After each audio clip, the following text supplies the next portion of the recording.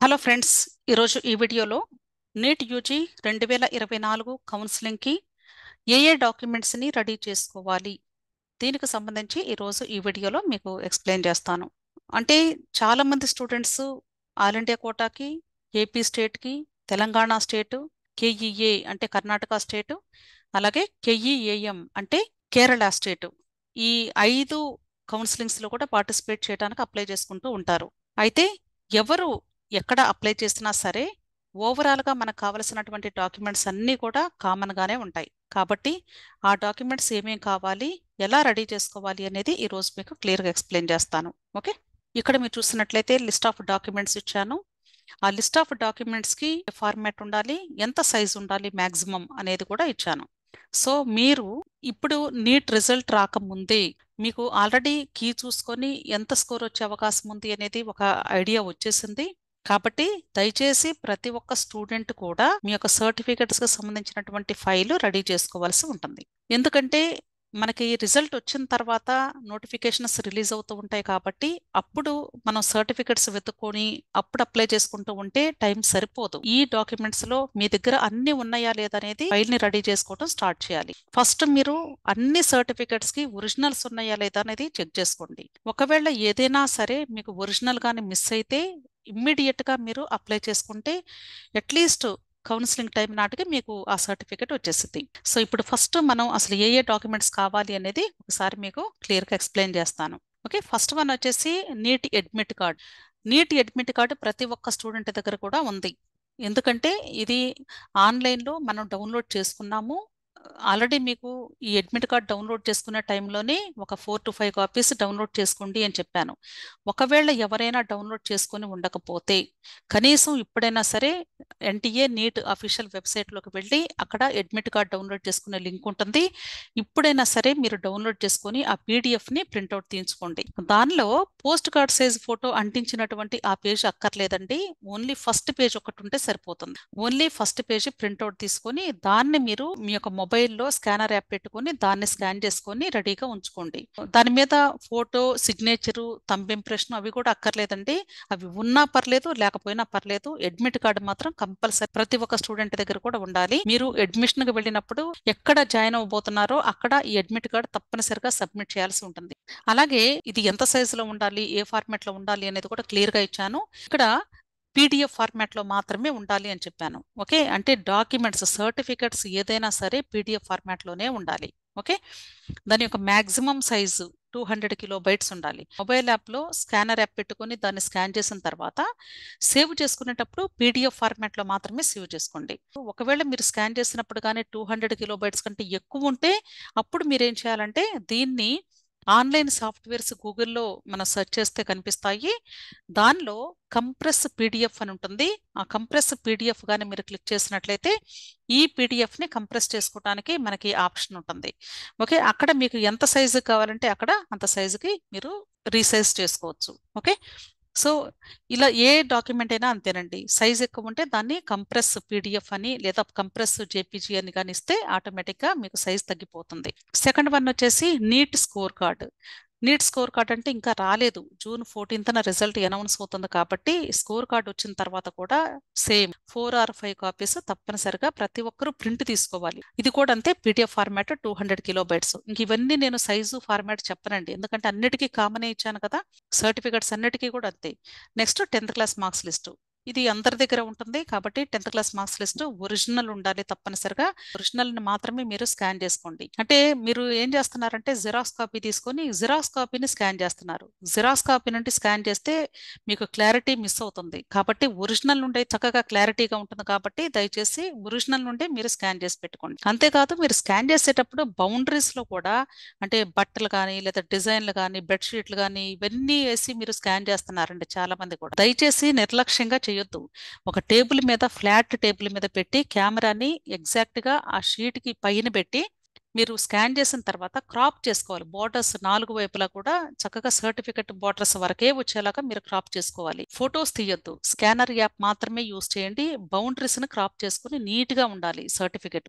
మీరు స్కాన్ చేసిన తర్వాత ఒకసారి చూసుకోండి, అక్షరాలన్నీ కూడా క్లియర్ గా కనిపిస్తున్నాయా లేదా. ఫస్ట్ మీకు క్లియర్ గా కనిపిస్తే ఆటోమేటిక్ గా మీరు అప్లోడ్ చేసినప్పుడు కూడా క్లియర్ గానే ఉంటాయి. Okay, next intermediate marks list. Long term కి వెళ్ళినటువంటి స్టూడెంట్స్ దగ్గర అయితే ఆల్రెడీ ఉండే ఉంటుంది. ఇంటర్మీడియట్ చదివినటువంటి స్టూడెంట్స్ కి అయితే ఇంకా అంటే ఫైనల్ మార్క్స్ లిస్ట్ రాలేదు.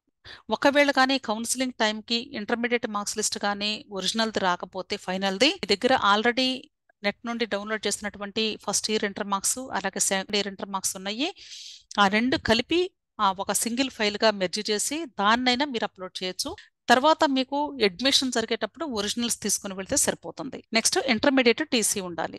ఇంటర్మీడియట్ టీసీ తప్పనిసరిగా ప్రతి ఒక్కరి దగ్గర ఉండాలి. ఎవరైనా తీసుకొని ఉండకపోతే తీసుకోండి. 6th to 12th standard study certificates ఉండాలి. అంటే 6వ తరగతి నుండి 12వ తరగతి వరకు స్టడీ సర్టిఫికెట్స్ ప్రతి ఒక్క స్టూడెంట్ కూడా ఒరిజినల్స్ ఉండాలి. ఒక్క క్లాస్ ఒరిజినల్ లేకపోయినా సరే మీకు ఆ కంటిన్యూటీ పోయినట్లే, అంటే దాన్ని కన్సిడర్ చేయరు.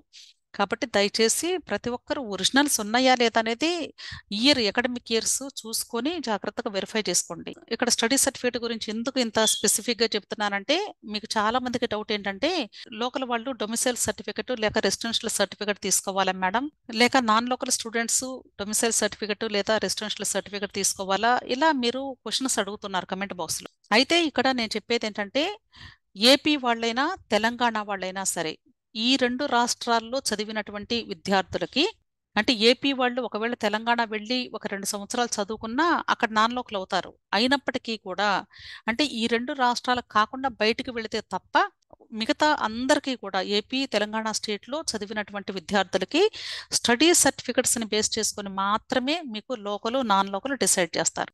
దానికి సపరేట్గా సర్టిఫికెట్స్ ఇంకా ఏది పెట్టాల్సిన అవసరం లేదు. ఇప్పుడు తెలంగాణ స్టేట్కి ఏపీ వాళ్ళు చాలా మంది వెళ్ళి అప్లై చేస్తారు, అంటే నాన్ లోకల్ కేటగిరీ 15% సీట్స్కి. అప్పుడు మళ్ళీ నాన్ లోకల్ క్రింద మీరు ఏ సర్టిఫికేట్ పెట్టాల్సిన అవసరం లేదు. ఈ స్టడీ సర్టిఫికేట్ని పెడితే తెలంగాణ స్టేట్ వాళ్ళకి అర్థమైపోయింది ఈ స్టూడెంట్ ఆంధ్ర కాబట్టి మనకి నాన్ లోకల్ అవుతారు, అంతే. మీరు ఇంకేమీ పెట్టాల్సిన అవసరం లేదు. అలాగే సేమ్ తెలంగాణ వాళ్ళు ఏపీకి వచ్చి కూడా జాయిన్ అవుతారు. ఇక్కడ కూడా 15% సీట్స్ ఉన్నాయి వాళ్ళకి. సో వాళ్ళు కూడా సేమ్ వాళ్ళ యొక్క స్టడీ సర్టిఫికేట్స్ పెడితే సరిపోతుంది. వీళ్ళిద్దరు కాకుండా బయట రాష్ట్రానికి వెళ్ళి చదివించినటువంటి పిల్లలైతే వేరుగా పెట్టాలి. అర్థమైంది కదా. నెక్స్ట్ అంతేకాకుండా ఈ 6th నుండి 12th క్లాస్ వరకు ఉన్నటువంటి స్టడీ సర్టిఫికెట్స్ అన్నీ కూడా ఒక సింగిల్ పీడిఎఫ్ తయారు చేయాలి, అంటే మెర్జ్ చేసేయాలి.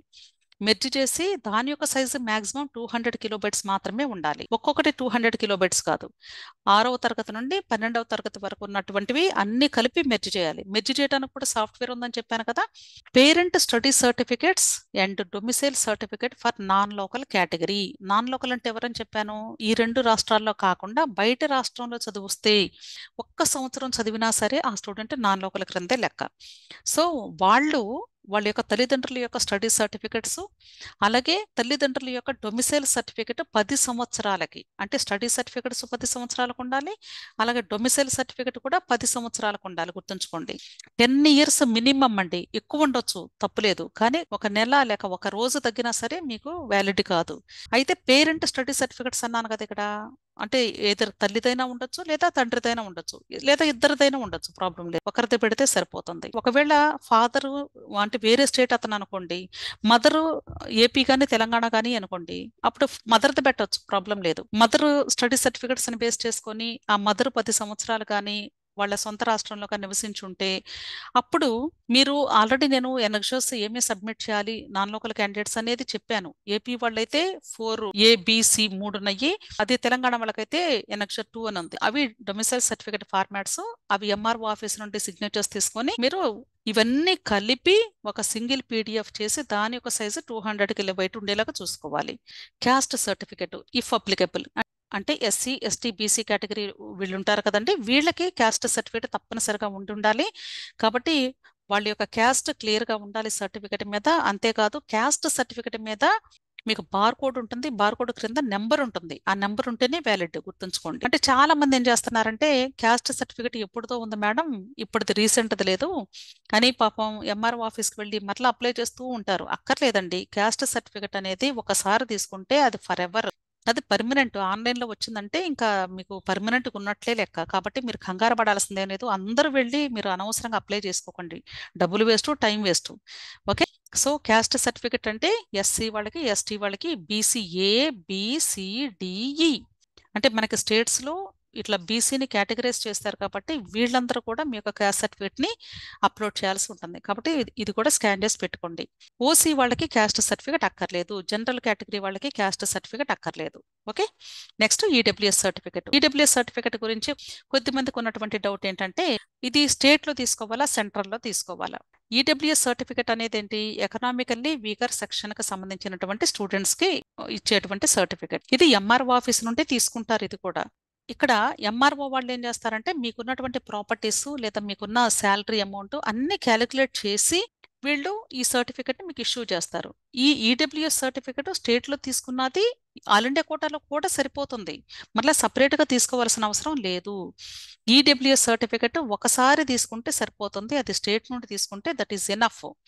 అంతేగాని మళ్ళీ సెంట్రల్కి అప్లై చేసుకోవాల్సిన అవసరం ఏమీ లేదు. Clear? Next OBC NCL certificate. అంటే ఆల్ ఇండియా కోటా కౌన్సిలింగ్లో బీసీ ఏబిసిడిఈలు అనేది ఉండదు. కేవలము ఓబీసీ అని మాత్రమే ఉంటుంది. ఓబీసీ సిఎల్, ఓబీసీ ఎన్సిఎల్ అంటారు. ఓబీసీ సిఎల్ అంటే క్రీమీ లేయర్, అంటే 8 లక్షల కంటే తల్లిదండ్రుల యొక్క సంవత్సర ఆదాయం కానీ ఎక్కువ ఉంటే వాళ్ళు ఓబీసీ సిఎల్ కింద వస్తారు. అంటే వాళ్ళు ఓసీ లెక్కే, ఇంకా వాళ్ళకి రిజర్వేషన్ వర్తించదు. ఓసీతో సమానమే. ఓసీ కేటగిరీలోనే ఆల్ ఇండియా కోటాలో సీటు పొందే అవకాశం ఉంటుంది. అలా కాకుండా తల్లిదండ్రుల యొక్క సంవత్సర ఆదాయం కానీ అంటే జీతంతో కలిపి, ఇక్కడ చాలా మంది డౌట్ ఏంటంటే శాలరీ కాదంట కదా మేడం అంటున్నారు. శాలరీ కాదంట కదా అంటే ఒకవేళ అసలు ఏ ఆస్తులు లేకుండా శాలరీ ఒక 25 లక్షలు 50 లక్షలు వస్తుంది అనుకోండి సంవత్సరానికి, వాళ్ళకు కూడా రిజర్వేషన్ వస్తుందండి చెప్పండి? లేదు కదా. ఇది స్ట్రిక్ట్ గా ఇచ్చారు మనకి. ఆల్రెడీ నేను అంటే 2023 ఆల్ ఇండియా కోటా కౌన్సిలింగ్ మన ప్రాస్పెక్టస్ లో ఈడబ్ల్యూఎస్ సర్టిఫికేట్ క్రింద మెన్షన్ చేస్తారు ఈ పాయింట్. చిన్నగా ఇచ్చారనమాట. దాన్ని నేను ఇంతకుముందు వీడియోస్లో కూడా చూపించాను. కాబట్టి మరలా చూపించాల్సిన అవసరం లేదు. మీరు నమ్మితే నమ్మండి, లేకపోతే లేదు. Okay. So OBC NCL certificate అంటే కంపల్సరీ ఇంక్లూడింగ్ శాలరీ 8 lakhs కంటే తక్కువ ఉంటేనే మీకు ఈ సర్టిఫికేట్ వస్తుంది. ఇది కూడా స్టేట్లోనే మీరు అప్లై చేస్తారు. దీన్ని ఆల్ ఇండియా కోటా కౌన్సిలింగ్లో కూడా యూస్ చేసుకుంటారు. Next PWD disability certificate. PWD candidates ఎవరైతే ఉంటారో వాళ్ళు తప్పనిసరిగా మీ యొక్క డిజబిలిటీ సర్టిఫికేట్ని కూడా రెడీగా పెట్టుకోండి. అయితే ఈ డిజబిలిటీ సర్టిఫికేట్ అనేది మీ రాష్ట్రంలో మీ గవర్నమెంట్ ఇచ్చినటువంటి సర్టిఫికేట్ ఇది. ఓకే. కానీ మీరు ఆల్ ఇండియా కోటా కౌన్సిలింగ్లో పార్టిసిపేట్ చేసేటప్పుడు మీకు అంటే సౌత్ జోన్లో మనకి మెడ్రాస్లో అక్కడ ఫిజికల్ ఎగ్జామినేషన్ చేస్తారు. మెడికల్ ఎగ్జామినేషన్కి అటెండ్ అయ్యి సర్టిఫికేట్ పొందవలసి ఉంటుంది. అలాగే స్టేట్ కోటాలో మీరు సీట్ తీసుకోవాలి అంటే ఏపీ వాళ్ళకి వైఎస్ఆర్ యూహెచ్ఎస్ దగ్గర, తెలంగాణ స్టేట్ స్టూడెంట్స్కి అయితే నిమ్స్ హాస్పిటల్ దగ్గర మీకు ఈ సర్టిఫికెట్స్ ఇష్యూ చేస్తారు. అవి మాత్రమే మీరు మీ సర్టిఫికెట్స్తో మీరు అప్లోడ్ చేయాల్సి ఉంటుంది. మరి ఈ డిజబిలిటీ సర్టిఫికెట్ ఇప్పుడు మీ రాష్ట్రం నుండి తీసుకున్నది ఎందుకు అంటే ఫస్ట్ మీరు మెడికల్ ఎగ్జామినేషన్కి వెళ్ళేటప్పుడు మీకున్నటువంటి ప్రాబ్లం ఏంటి అనేది వాళ్ళకి తెలియాలి అంటే ఫస్ట్ మీ దగ్గర ఆల్రెడీ ఉంది అనేది చూపించడం కోసం ఒక రిఫరెన్స్గా తీసుకెళ్తారు అంతే. అంతేగాని దీన్ని మీరు నీట్ కౌన్సిలింగ్ అప్లికేషన్కి మీరు అప్లోడ్ చేయకూడదు. మీకు యూనివర్సిటీస్ వాళ్ళు ఇష్యూ చేసినటువంటి సర్టిఫికెట్ని మాత్రమే మీరు అప్లోడ్ చేయాలి. అర్థమైంది కదా. మీరు మెడికల్ ఎగ్జామినేషన్కి వెళ్ళేటప్పుడు పీడబ్ల్యూడీ కేటగిరీకి సంబంధించినటువంటి స్టూడెంట్స్ అందరికీ చెప్తున్నానండి, మీ సమస్యకు ఉన్నటువంటి ఆధారాలు ఏదైతే ఉంటాయో సర్టిఫికెట్స్ కానివ్వండి, మీరు ఏదైనా మెషిన్స్ యూస్ చేస్తుంటే అవి కానివ్వండి, లేదా మీకు ఏదైనా సర్జరీస్ చేసినా, మీరు ఏదైనా డివైజెస్ యూస్ చేస్తున్నా, ఇలాంటివన్నీ కూడా విత్ ప్రూఫ్ ఒరిజినల్స్ ఉండాలి. ఫొటోస్ తీసుకొని ఒరిజినల్ సర్టిఫికెట్స్ అన్ని మెషిన్స్ ఉంటే అవన్నీ తీసుకొని వెళ్ళాలి మీరు ఎగ్జామినేషన్కి. ప్రతి ఒక్కటి చెక్ చేస్తారు వాళ్ళు. అప్పుడే మీకు సర్టిఫికెట్స్ ఇష్యూ చేస్తారు. ఆ సర్టిఫికెట్ మాత్రమే మీరు అప్లోడ్ చేయాల్సి ఉంటుంది. అర్థమైంది కదా. ఆల్ ఇండియా కోటా కౌన్సిలింగ్ టైంలో పీడబ్ల్యూడీ కేటగిరీకి సంబంధించి మీకు నీట్ రిజల్ట్ వచ్చిన వెంటనే ఎంసీసీ వెబ్సైట్లో మీరు వెళ్ళి మెడికల్ ఎగ్జామినేషన్ చేయించుకోండి అని నోటిఫికేషన్ వస్తుందండి. అసలు అప్లికేషన్ కూడా పెట్టక ముందే ఈ ప్రాసెస్ స్టార్ట్ అయిపోయింది. సో దయచేసి వీళ్ళు ఇమ్మీడియట్గా మీరు వెళ్ళటానికి ప్రిపేర్డ్గా ఉండండి. అక్కడ కొద్దిమందికి 2 రోజులు పట్టొచ్చు, కొద్దిమందికి 1 రోజే అయిపోతుంది, కొద్దిమందికి 3 రోజులు అవ్వచ్చు, డిపెండ్స్. కాబట్టి మీరు ఆల్ ఇండియా కోటాలో కానీ పార్టిసిపేట్ చేసుకోవాలి అనుకుంటే you have to prepare. Okay. Next income certificate. Income certificate అంటే ఇది కూడా అందరికీ వర్తించదు. అంటే జనరల్ కేటగిరీ వాళ్ళకి అక్కర్లేదు, ఇన్కమ్ సర్టిఫికేట్ ఎలిజిబిలిటీ ఎవరికైతే ఉందో వాళ్ళందరూ కూడా మీరు ఇప్పుడు లేటెస్ట్ మాత్రమే తీసుకోవాలి. ఇది April 1 తర్వాత మాత్రమే తీసుకోవాలి. అంతేకాదండి, ఈడబ్ల్యూఎస్ సర్టిఫికేట్ అయినా, ఓబీసీ ఎన్సీఎల్ సర్టిఫికేట్ అయినా, ఇన్కమ్ సర్టిఫికేట్ అయినా, ఈ మూడు కూడా మీరు April 1, 2024 తర్వాత తీసుకున్నదే వ్యాలిడ్ అవుతుంది. ఓకే. స్టూడెంట్ ఆధార్ కార్డు తప్పనిసరిగా ఉండాలండి. ఓకే. ఇక్కడ ఏంటంటే చాలా మందికి ఆధార్ కార్డు మీద మిస్టేక్స్ ఉన్నాయి మేడం, అంటే పేరు తప్పు వచ్చింది, పేరెంట్ నేమ్ తప్పు వచ్చింది, డేట్ ఆఫ్ బర్త్ లేదు, ఇలా లేదా డేట్ ఆఫ్ బర్త్ తప్పు పడింది, ఇవన్నీ చెప్తూ ఉంటారు. ఇవన్నీ కూడా జస్ట్ మీరు ఆల్రెడీ చూసుకొని ఉంటారు కదండి. కాబట్టి దయచేసి అట్లీస్ట్ ఇప్పుడైనా మీరు ఆన్లైన్లో కరెక్షన్స్ చేసుకోవడానికి అప్లై చేసుకోండి. రిజల్ట్ వచ్చిన తర్వాత చూద్దాము, అప్పుడు చూసుకుందామంటే టైం సరిపోదు. కాబట్టి అప్పుడు కొన్ని లక్షల మంది, వేల మంది అప్లై చేస్తూ ఉంటారు ఆన్లైన్లో, అప్పుడు మీకు వర్కౌట్ అవ్వవు ఇవన్నీ కూడా. కాబట్టి ఏ మిస్టేక్ ఉన్నా సరే మీరు ఇప్పుడు అప్లై చేసుకుంటే మీ కౌన్సిలింగ్ టైం నాటికి హ్యాపీగా వచ్చేస్తుంది, మీరు స్మూత్గా కౌన్సిలింగ్ అపీర్ అవ్వచ్చు. సో స్టూడెంట్ ఆధార్ కార్డు ఏ మిస్టేక్స్ ఉన్నా కరెక్ట్ చేయించుకోండి. ఏదైనా చిన్న వయసులో తీసుకున్న ఫొటోస్తో ఉన్నా కూడా అవి ఇప్పుడు అప్డేట్ చేసుకుంటే మంచిది, లేటెస్ట్ ఫోటోతో. Next migration certificate after intermediate. All India quota ద్వారా సీట్ అలాట్మెంట్ పొందినప్పుడు అడ్మిషన్ టైంలో మైగ్రేషన్ సర్టిఫికేట్ మీరు అక్కడ సబ్మిట్ చేయాల్సి ఉంటుంది. అయితే స్టేట్ కోటాలో కూడా మనకి మైగ్రేషన్ సర్టిఫికేట్ కొన్ని కాలేజెస్ వాళ్ళు అడుగుతున్నారు. కాబట్టి ఏ కాలేజ్ వాళ్ళు అడుగుతున్నారు, ఏ కాలేజ్ వాళ్ళు అడగట్లేదు అనేది మనం ప్రిడిక్ట్ చేయలేము. కాబట్టి ఇంకా బెటర్ ఏంటి అంటే ఏపీ వాళ్ళైనా తెలంగాణ వాళ్ళైనా సరే మైగ్రేషన్ సర్టిఫికేట్ని ఇంటర్మీడియట్ బోర్డు నుండి ఆన్లైన్లో తీసుకుంటే సరిపోతుంది. జస్ట్ 500 రూపాయలు మ్యాక్సిమం ఉంటుంది, అంతకంటే తక్కువే ఉంటుంది తెలంగాణ వాళ్ళకైతే. సో కడితే మీకు జస్ట్ విదిన్ 4 or 5 డేస్లో మీకు మొబైల్కి ఓటీపీ పంపిస్తారు. ఆ ఓటీపీ చూసుకొని మీ మైగ్రేషన్ సర్టిఫికేట్ని డౌన్లోడ్ చేసుకోవచ్చు. కాబట్టి ఈ మైగ్రేషన్ సర్టిఫికేట్ నేనైతే సజెస్ట్ చేసేది, వీలైతే అందరూ కూడా మీరు ఇంటర్మీడియట్ బోర్డు నుండి తీసుకోండి. ఒకవేళ 10th క్లాస్లో తీసుకున్న మైగ్రేషన్ సర్టిఫికేట్ ఉంటే అది వ్యాలిడ్ కాదు. ఓకే. అంతేకాకుండా సిబిఎస్ఈ స్టూడెంట్స్ ఉన్నారు, వాళ్ళకి మరి ఎక్కడి నుండి తీసుకోవాలి అని డౌట్ ఉంటుంది. వాళ్ళకైతే అక్కర్లేదండి, స్టేట్ గవర్నమెంట్ ద్వారా చదివిన స్టూడెంట్స్కి మైగ్రేషన్ సర్టిఫికేట్ ఉంటే సరిపోతుంది, ఇంటర్మీడియట్ బోర్డు నుండి తీసుకోవాలి. నెక్స్ట్ పాస్పోర్ట్ సైజ్ ఫోటోగ్రాఫ్ అంటే ఇది నీట్ ఎగ్జామ్ అప్లికేషన్ పెట్టినప్పుడు ఏ ఫోటోనైతే అప్లోడ్ చేశారో అదే ఫోటోని ఇప్పుడు కౌన్సిలింగ్ టైంలో కూడా యూస్ చేయాలి. కాబట్టి దాన్నే మీరు ఇప్పుడు ఈ కౌన్సిలింగ్ అప్లికేషన్ కూడా అప్లోడ్ చేయాలి. ఇంకా ఎవరి దగ్గర లేకపోతే స్కాన్ చేసింది ఇప్పుడు స్కాన్ చేసుకోండి అదే ఫోటోని. ఒకవేళ సీట్ అలాట్మెంట్ వస్తే అడ్మిషన్ టైంకి మీకు పాస్పోర్ట్ సైజ్ ఫోటోగ్రాఫ్స్ ఎక్కువ కావాలి. కాబట్టి కనీసం ప్రతి ఒక్కరూ minimum 20 copies passport size photographs print వేయించుకొని పెట్టుకోండి. ఓకే. అయితే ఇప్పుడు చాలా మందికి డౌట్ ఏంటంటే మేడం ఆ ఫోటో మీద పేరు డేట్ ఉండాలా అని అడుగుతూ ఉంటారు. అక్కర్లేదండి, ప్రాబ్లం ఏమి లేదు. ఓకే. మామూలుగా లేకపోయినా సరే మీరు ఫొటోస్ తీసుకుంటే సరిపోతుంది. Next thumb impressions left and right. అంటే స్టూడెంట్ యొక్క థంబ్ ఇంప్రెషన్స్ లెఫ్ట్ది రైట్ది రెండు కూడా ఒక పేపర్ మీద వేసుకొని వాటిని కూడా స్కాన్ చేసి పెట్టుకోండి. ఓకే. అయితే లెఫ్ట్ దాని క్రింద ఎల్ అని పెట్టుకోండి, రైట్ దాని క్రింద ఆర్ అని పెట్టుకోండి. ఓకే. ఇక్కడ మీరు అబ్జర్వ్ చేస్తారా, passport size photograph, thumb impressions ఇవన్నీ కూడా ఇక్కడ ఫార్మాట్ చేంజ్ అయిపోయింది. అలాగే సైజ్ కూడా చేంజ్ అయింది. జేపీజీ ఆర్ జేపెగ్ ఫార్మాట్లో మాత్రమే మనం ఈ ఇమేజెస్ని అప్లోడ్ చేయాలి. వీటి యొక్క సైజు కూడా చాలా తక్కువ ఉంటుంది, 30 కిలోబైట్స్ మాత్రమే యూజ్ చేయాలి. ఓకే. అలాగే సిగ్నేచర్ కూడా స్టూడెంట్ వైట్ పేపర్ మీద సంతకం చేసి దాన్ని కూడా స్కాన్ చేసుకోవాలి. ఈ మూడు కూడా అంతేనండి, ఈ జేపీజీ ఆర్ జేపెగ్ ఫార్మాట్లో ఉండాలి. 30 కిలోబైట్స్ కంటే ఎక్కువ మించకూడదు size. Okay. Next registered mobile number. అంటే ప్రతి ఒక్క స్టూడెంట్ కూడా నీట్ కౌన్సిలింగ్ అప్లికేషన్ పెట్టేటప్పుడు రిజిస్టర్డ్ మొబైల్ నెంబర్ క్రింద ఒకటి, ఆల్టర్నేటివ్ మొబైల్ నెంబర్ క్రింద ఇంకొక నెంబర్ ఇవ్వాలి. అయితే ఈ registered mobile number already neat exam application పెట్టినప్పుడు మీరు ఇచ్చేశారు, అదే యూస్ చేయాలి, ఇప్పుడు మార్చడానికి వీల్లేదు. సో దయచేసి అప్పుడు ఏ నెంబర్ ఇచ్చారో అదే యూస్ చేయండి. ఓకే. అలాగే ఆల్టర్నేటివ్ మొబైల్ నెంబర్ అంటే ఇంకొకటి మీరు ఇవ్వండి. ఎవరో కూడా అంటే మీ రిలేటివ్స్ కానీ లేదా మీ నేబర్స్ది కానీ ఎవరిది అవి ఇవ్వద్దు. కేవలము తల్లిదండ్రులది కానీ లేదా స్టూడెంట్ది కానీ ఉంటే వాళ్ళకి మాత్రం ఇవ్వండి. లేని వాళ్ళు కొనుక్కొని సిమ్ వేయించుకోండి, అంతేగాని వేరే వాళ్ళు ఎవరే కూడా కౌన్సిలింగ్కి వాడద్దు దయచేసి. Okay. Next registered email ID, అలాగే alternative email ID. Email IDs కూడా నీట్ ఎగ్జామ్ అప్లికేషన్ పెట్టినప్పుడు చాలా మంది స్టూడెంట్స్కి కాలేజెస్ వాళ్ళు అప్లై చేశారు. కాలేజెస్ వాళ్ళు ఏం చేస్తారంటే పేరెంట్స్ని అడిగి ఆ ఈమెయిల్ ఐడీస్ తీసుకొని అప్లోడ్ చేయడానికి టైం పట్టిద్దని కాలేజ్ మెయిల్ ఐడితో చేసేసారు.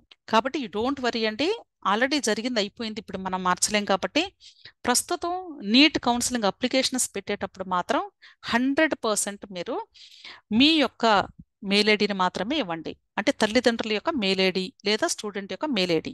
ఇక్కడ కూడా 2 మెయిల్ ఐడీస్ ఇవ్వాలి. ఒకటి రిజిస్టర్డ్ ఈమెయిల్ ఐడి ఇవ్వాలి. ఇంకొకటి ఆల్టర్నేటివ్ ఈమెయిల్ ఐడి ఉండాలి.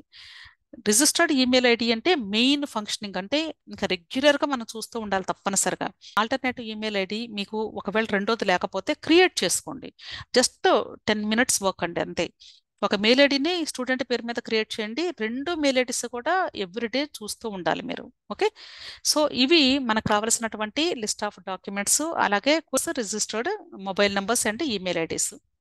ఇప్పుడు నేను చెప్పేది ఏంటంటే ఇవన్నీ కూడా మీరు ఏం చేయాలంటే మీ మొబైల్లో ఒక స్కానర్ యాప్ని పెట్టుకొని, దీనికి నేను ఒక వీడియో కూడా చేశాను. ఏ type of scanner apps use చేయాలి, వాటిని ఎలా స్కాన్ చేయాలి, ఫొటోస్ కూడా తీసి పెట్టానండి నేను ఎగ్జామ్ అప్లికేషన్ పెట్టే టైంలో. ఇంకా ఎవరైనా ఆ వీడియో చూడని వాళ్ళు ఉంటే దయచేసి ఈ వీడియోకి నేను చివర ఎండ్ కార్డ్స్లో పెడతాను, దాన్ని క్లిక్ చేసి ఓపెన్ చేసి చూడండి. ఎలా మీరు స్కాన్ చేసుకోవాలి, ఎలా అప్లోడ్ చేయాలి, ఎలా రీసైజ్ చేయాలి, ఇవన్నీ కూడా నేను దానిలో క్లియర్గా ఎక్స్ప్లెయిన్ చేశాను. సో దయచేసి ఆ వీడియో చూడండి ఎవరైనా ఇంకా తెలియని వాళ్ళు ఉంటే కానీ. ఓకే, అలాగే మీ దగ్గర ఏ సర్టిఫికేట్ ఇప్పటి వరకు లేదో వాటికి అప్లై చేసుకోండి, లేదా కరెక్షన్స్ ఉంటే వాటికి కరెక్షన్స్కి అప్లై చేసుకోండి. ఇవన్నీ కూడా మీరు ముందుగా అరేంజ్ చేసి పెట్టుకుంటే మీ ఫైల్లో అన్నిటికీ ఒరిజినల్స్ ఉండాలి తప్పనిసరిగా. ఒక neat admit card, score card అంటే ఒరిజినల్స్ ఉండవు, ప్రింట్అవుట్స్ సరిపోతాయి, కానీ క్లారిటీ ఉండాలి, గుర్తుంచుకోండి. ఓకే, అలాగే మీరు ఇవన్నీ కూడా నేను ఏ ఫార్మాట్ ఇచ్చాను ఆ ఫార్మాట్లో ఆ సైజులో ఉన్నాయా లేదా అనేది కూడా మీరు ముందుగా చూసుకొని రీసెర్చ్ చేసి పెట్టుకోండి. కొద్దిమంది మంచి రోజు కోసం చూస్తూ ఉంటారు, లేదా కొద్దిమంది స్కోర్ రానివ్వండి, రిజల్ట్ వచ్చిన తర్వాత స్టార్ట్ చేద్దాం అనుకుంటారు. దయచేసి అలాంటివి చేయొద్దు. ఇప్పుడు మీకు దొరికినటువంటి టైము చాలా యూస్ఫుల్ అండి. ఇది చాలా ప్రీషియస్ టైము. ఈ టైంని మీరు యూటిలైజ్ చేసుకోండి. వీటితో పాటుగా ఇంకొకటి నేను మిస్ చేస్తానంటే పొరపాటున, అదేంటంటే గ్యాప్ సర్టిఫికెట్. ఇంటర్మీడియట్ కానీ అయిపోయి లాంగ్ టర్మ్స్ తీసుకున్నటువంటి స్టూడెంట్స్ ఉంటే వాళ్ళు గ్యాప్ సర్టిఫికెట్ కూడా తీసుకోవాలి. ఎక్కడ నుండి తీసుకోవాలి అంటే ఏపీ వాళ్ళైతే ఎక్కడ లాంగ్ టర్మ్ చేశారో ఆ కాలేజ్ నుండి తీసుకుంటే సరిపోతుంది. అదే తెలంగాణ స్టేట్ స్టూడెంట్స్ అయితే ఈ గ్యాప్ సర్టిఫికెట్ని కూడా ఎంఆర్ఓ ఆఫీస్ నుండి పొందవలసి ఉంటుంది. కాబట్టి ఎంఆర్ఓ ఆఫీస్ దగ్గరికి వెళ్ళి నీట్ కౌన్సిలింగ్కి గ్యాప్ సర్టిఫికెట్ అంటే ప్రాసెస్ చెప్తారు, ఆ ప్రాసెస్ ప్రకారంగా చేసి మీరు ఈ గ్యాప్ సర్టిఫికేట్ పొందండి. ఓకే, సో టోటల్గా మనకు కావాల్సినవి ఏంటంటే అన్నీ మనకు రెడీగా ఉండాల్సిన 22 దీంతో కలిపి. ఓకే, సో దీని స్క్రీన్ షాట్ తీసుకోండి, అందరూ తీసుకొని చక్కగా రెడీ చేసుకోండి. అన్నీ ఉన్నాయి అనుకోండి, టిక్ చేసుకోండి. ఎక్కడ లేకపోతే దాన్ని జస్ట్ పెన్సిల్తో మార్క్ చేసుకుంటూ వచ్చాక టిక్ చేసుకోండి. అర్థమైంది కదా? సో మీరు అన్నీ కూడా రెడీగా ఉంచుకుంటారు అని భావిస్తూ, సో ఇంకా ఎవరైనా నా ఛానల్ కానీ సబ్స్క్రైబ్ చేసుకొని ఉండకపోతే దయచేసి సబ్స్క్రైబ్ చేసుకోండి. అంతేకాదండి, టెలిగ్రామ్ గ్రూప్ ఉంది. మీరు చాలా మంది కూడా నాకు మార్నింగ్ లేచిన దగ్గర నుండి అంటే నన్ను ఫోన్ కాల్స్తోనే లేపుతున్నారు అందరూ. దయచేసి ఫోన్స్ చేయొద్దండి. మీరు ఆలోచించండి, నాకు ఈ వీడియో రికార్డింగ్స్ చేసుకోవాలి, అలాగే డేటాని నేను ప్రిపేర్ చేసుకోవాలి. ఈ ప్రాసెస్లో ఉన్నప్పుడు ఒక్కొక్కరితో 1-to-1 ఫోన్ ఇంటరాక్షన్ అంటే చాలా కష్టం. క్యాజువల్గా చేస్తున్నారు చాలా మంది ఫోన్స్. అది దయచేసి నేను ఎంటర్టైన్ చేయనండి. మీకు ఏ హెల్ప్ కావాలి అన్నా, మీకు ఏ సలహా కావాలి అన్నా, ఏ డౌట్ క్లారిఫై చేసుకోవాలి అన్నా కేవలము టెలిగ్రామ్ గ్రూప్లో జాయిన్ అయితేనే నేను హెల్ప్ చేయగలుగుతాను. మీకు పెయిడ్ కౌన్సిలింగ్ కావాలి అన్నా సరే టెలిగ్రామ్ గ్రూప్లో జాయిన్ అయ్యి అక్కడ నుండి మాత్రమే నాతో ఇంటరాక్ట్ అవ్వండి. అక్కడ మాత్రమే నేను మీకు ఆన్సర్ ఇస్తాను. దయచేసి ఎవరు కూడా ఫోన్స్ చేయొద్దండి, అర్థం చేసుకోండి దయచేసి. ఓకే, సో ఇంకా ఏదైనా మీకు డౌట్స్ ఉంటే వీడియో క్రింద కమెంట్ బాక్స్లో కమెంట్ చేయండి, తప్పకుండా మీకు మీ డౌట్స్ని క్లారిఫై చేస్తాను. సో వీడియోస్ని లైక్ చేయండి, షేర్ చేయండి, సబ్స్క్రైబ్ చేసుకోండి ఛానల్ని. Okay, thank you.